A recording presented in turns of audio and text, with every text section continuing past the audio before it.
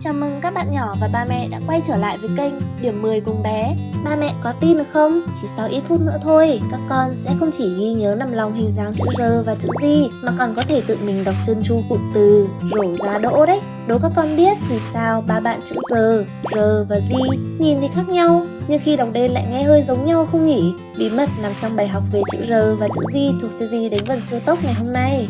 Các con đã chuẩn bị sẵn sàng một đôi mắt tinh và một đôi tai thính để bắt đầu bài học ngày hôm nay chưa nào? Chúng mình cùng bắt đầu nhé!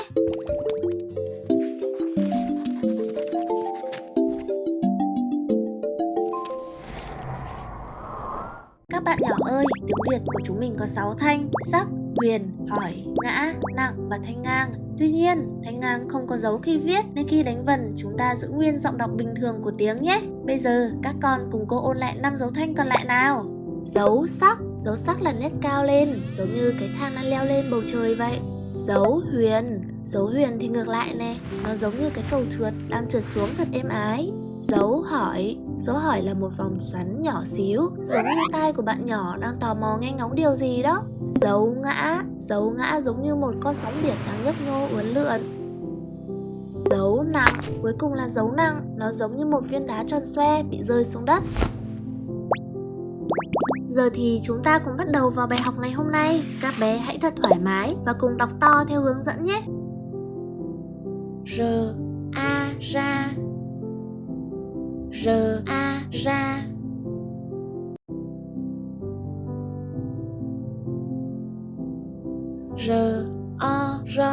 Huyền rò. Huyền rò.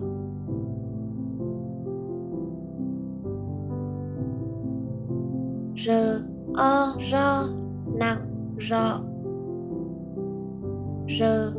rọ. Nặng rọ.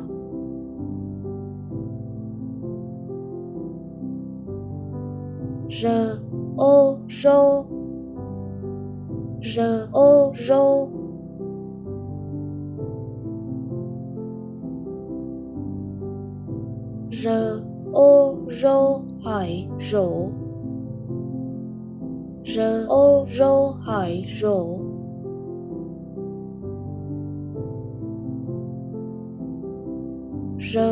Hỏi rổ. Nặng rộ. Nặng rộ.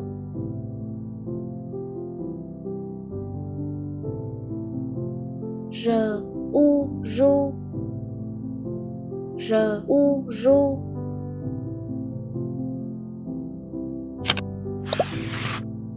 Các con ơi, một điều kỳ diệu sẽ xảy ra khi chúng mình ghép chữ G và chữ Y lại với nhau đấy. Chúng mình sẽ được phụ âm G.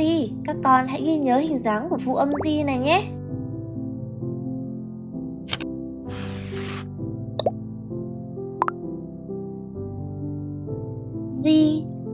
Ra, sắc, giá. Sắc, giá.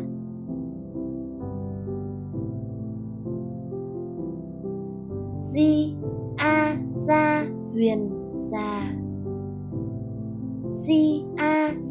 Huyền, già.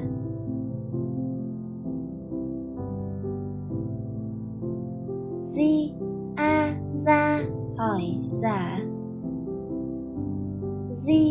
Ra, hỏi, giả.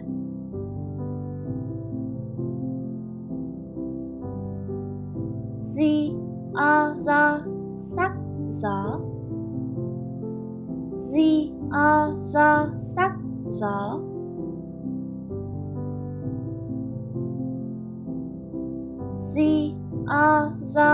Huyền, giò. Huyền, giò.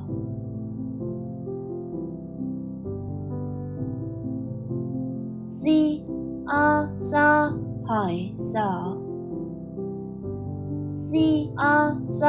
Hỏi, giỏ.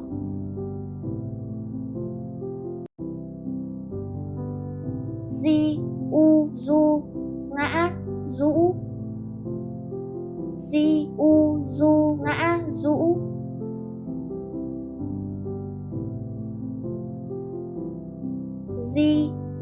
Dư, ngã, giữ. dư, ngã, giữ.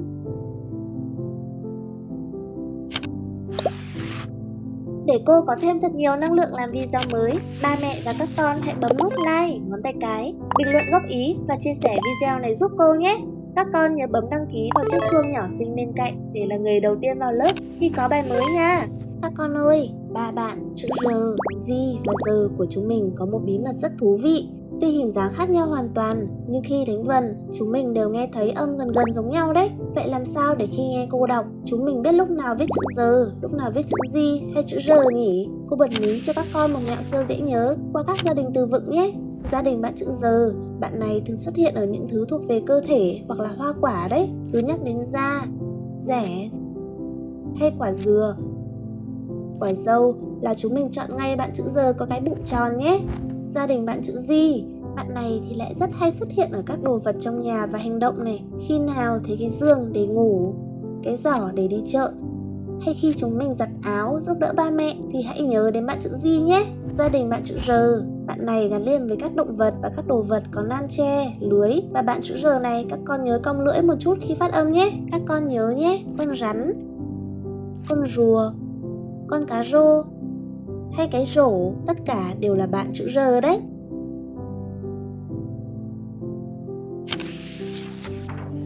Các con đã thuộc lòng gia đình của các bạn R, G và G qua những mẹo nhỏ vừa rồi chưa nào? Đây chính là chiếc chìa khóa đầu tiên giúp chúng mình tự tin hơn khi viết chính tả đấy. Nhưng các con biết không, thế giới tiếng Việt còn rất nhiều ngoại lệ thú vị. Để phân biệt R, G, giờ chuẩn xác 100%, bí mật nằm ở quy luật từ láy sẽ được cô bật mí trong series chính tả siêu dễ sắp tới trên kênh Điểm 10 cùng bé. Các bậc phụ huynh và các con hãy cùng chờ đón nhé.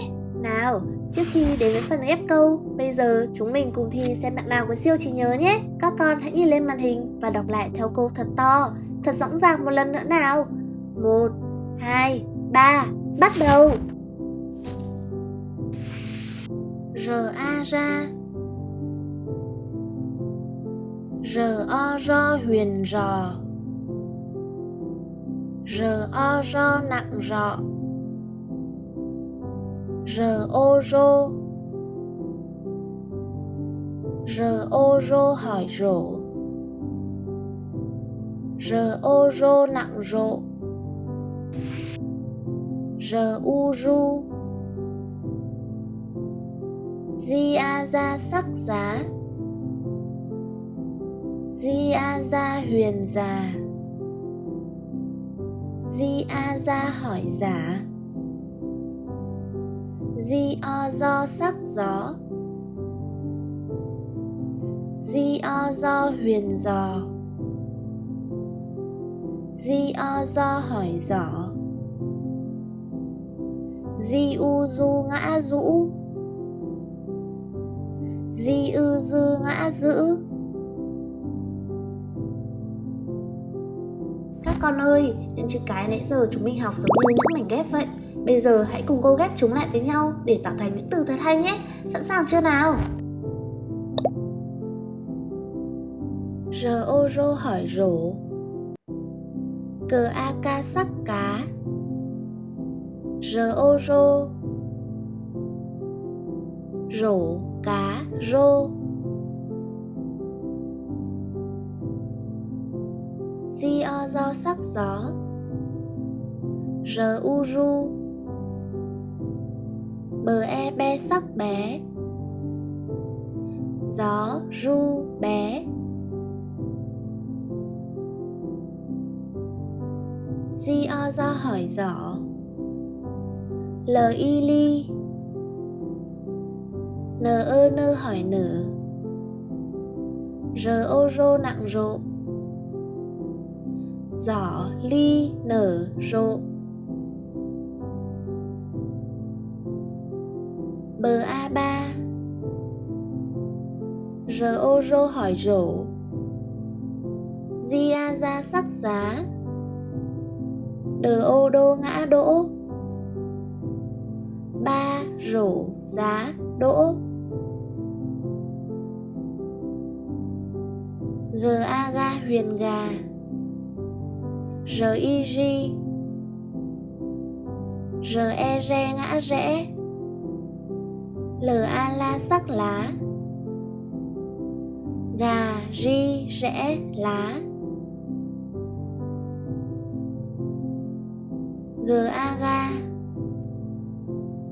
Bờ y bi nặng bị. R-o ro huyền rò. R-i-ri hỏi rỉ. Ga, bị, rò, rỉ.